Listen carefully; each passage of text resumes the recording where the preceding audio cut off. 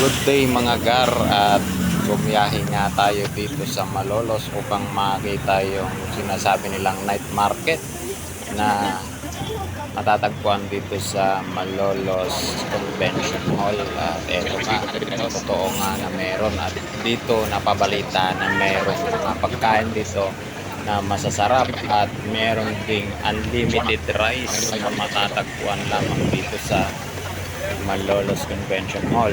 At ito ang maganda dito, ang mga taga Malolos ay pinagbigyan sila ng libreng pwesto, pero ang open lang po nito ay simula lang po ng 6 o'clock ng umaga ng gabi hanggang alas 10 lang po ng gabi.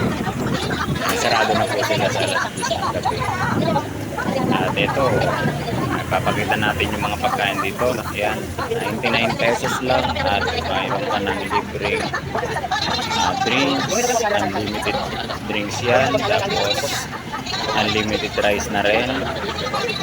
Kaya ayan, halina kayo at tikman natin yung masarap na inasal na Convention Hall of Malolos.